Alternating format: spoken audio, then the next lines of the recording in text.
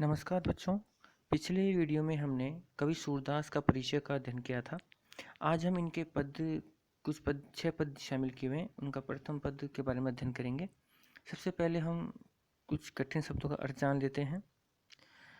इसमें पहले हरि आया श्री कृष्ण के लिए। हारिल एक पक्षी का नाम होता है। लकड़ी होता है लकड़ी। मन का मन, वच का वचन, कर्म का होता है कार्य। नंद नंदन यहाँ पर ये श्री कृष्ण के लिए आया है। फिर आया है उर का रिधे, दृढ़ यानी कठोरता से, पकड़ यानी पकड़ना, जागत का जागना, सोवत का सोना, सपने का सपना, सोतुक का लिखे साक्षात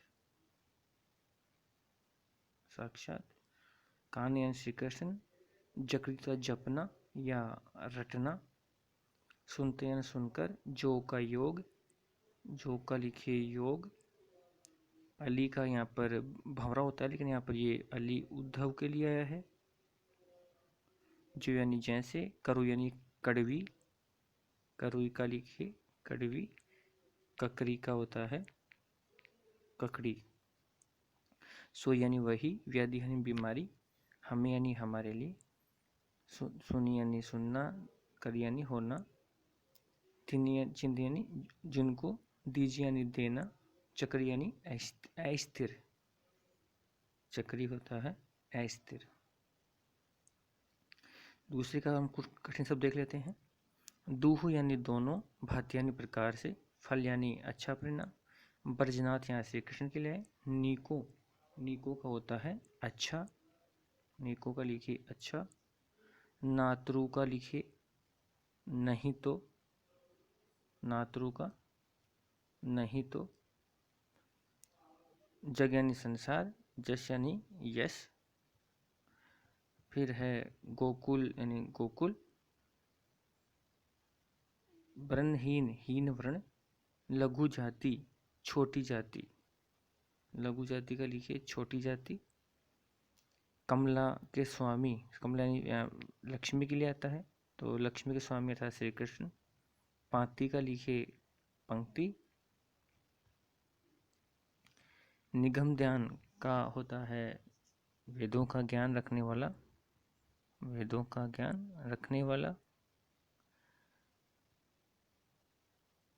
अगोचर का अज्ञात, घोष निवासी यानी गोकुल के वासी, सांच यानी सत्य, और जोग यानी योग, पा का लिखिए पैर, तजी यानी त्याग कर या छोड़कर, भज यानी भजना, ताकि यानी उस अपनी, छार का लिखिए राग। इसकी व्याख्या देखते हैं। तो जो पहली है, आपको स्मरण होगा कि जब श्री कृष्ण मथुरा चले जाते हैं गोपियों को छोड़ करके, तो श्री कृष्ण उद्धव को भेजते हैं गोपियों को समझाने के लिए। तो जब उद्धव योग का संदेश गोपियों को लेकर आता है तो गोपियाँ उसे स्वीकार नहीं करती हैं और इसके विपरीत उद्धव को समझा रही हैं कि हे उद्धव, हमारे हरि हारेल की लकड़ी कि हमारे जो श्री कृष्ण है वो हारेल पक्षी की लकड़ी की भांति है। ऐसा कहा जाता है कि हारेल नामक जो पक्षी होता है वो हमेशा अपने पंजों में लकड़ी को दबाए रखता है। तो गोपियाँ कह रही हैं कि हमारे लिए श्री कृष्ण हारेल पक्षी की लकड़ी के समान है और हम उन्हें मन में, वचनों में, कार्यों में श्री कृष्ण को उर अपने हृदय में दृढ़ करी पकड़ी, दृढ़ता से पकड़े हुए हैं कि जिस तरह से हारेल पक्षी अपने पंजों में लकड़ी को दृढ़ता से, कठोरता से पकड़े रहता है, ठीक उसी प्रकार हम भी श्री कृष्ण को अपने मन में, अपने वचनों में, अपने कार्यों में दृढ़ता से पकड़े हुए हैं। हम जागते सोते सपने में हमेशा श्री कृष्ण का नाम ही जपती रहती हैं, रटती रहती हैं। और हे उद्धव, सुनते ही योग लगत, आपके मुख से योग का संदेश सुनकर हमें ऐसा लग रहा है कि जो करुई ककड़ी, जैसे हमने कोई कड़वी ककड़ी खा ली हो। सोई व्याधि हमें ले आए, आप हमारे लिए ऐसी बीमारी लेकर आए हो, देखी सुनी न करी, जिसको न तो देखा है, न सुना है और न कभी हमारे हुई है। यह तो सूर, यहाँ पर सूरदास गोपियों के माध्यम से उद्धव से कहते हैं कि आप जो ये योग का संदेश लेकर आए हैं ये उन्हें दीजिए जिनका मन चक्री की भांति अस्थिर है, क्योंकि हमारा मन तो श्री कृष्ण के एकनिष्ठ भक्ति के प्रति ही आसक्त है। जब उद्धव बार बार ये कहते हैं कि श्री कृष्ण की भक्ति से आपको कुछ प्राप्त नहीं होने वाला है, या श्री कृष्ण की भक्ति नहीं मिलेगी, या उसके बजाय आप निर्गुण ईश्वर की भक्ति करें, तो गोपियाँ इसके बारे में जवाब देते हैं उद्धव से कि हम तो दूहु भांति फल पायो, कि हमें तो दोनों प्रकार से अच्छे फल की प्राप्ति कर ली है। किस तरह से कर ली है? जो यानी यदि यदि हमें ब्रजनाथ मिले, श्री कृष्ण मिल जाते हैं तो नीको, तो अच्छी बात है। नातरु, अगर नहीं मिलते हैं, नहीं तो जग जस गायो, ये मान लेंगे कि संसार में हमने उनका यश का गान कर लिया है।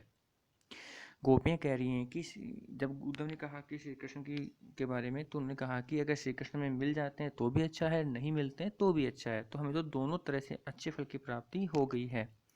अगर हमें मिल जाते हैं तो अच्छी बात है, नहीं तो ये मान लेंगे हमने इस संसार में उनका यश का गान कर लिया है।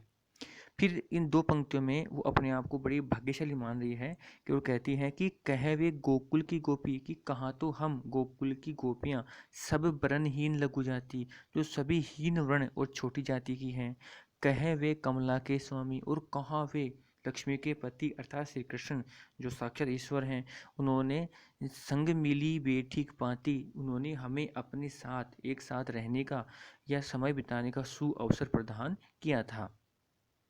फिर वो उद्धव से कहती हैं कि निगम ध्यान मुनि ज्ञान अगोचर, कि जो श्री कृष्ण वेदों का ज्ञान रखने वाले ऋषि मुनियों के लिए भी जो अगोचर हैं, अज्ञात हैं, ते भय घोष निवासी, तो बताइए फिर वो हमारी गोपियों अर्थात गोकुल में आकर कैसे रहे, जब वो श्री कृष्ण ईश्वर हैं जो वेदों का ज्ञान रखने वाले ऋषि मुनियों के लिए भी जो अज्ञात हैं, जिन्होंने उन्होंने भी इन्हें प्राप्त नहीं कर पाए हैं, तो बताइए वो हमारे साथ गोपियों के साथ गोकुल में कैसे रहे।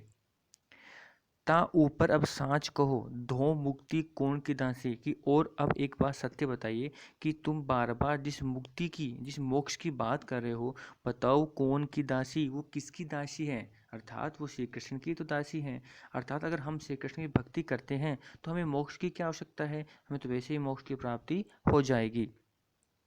जोग कथा पान लागो उधो न कहूँ बारंबार, हे उद्धव पान लागो, हम आपके पैर पकड़ती हैं।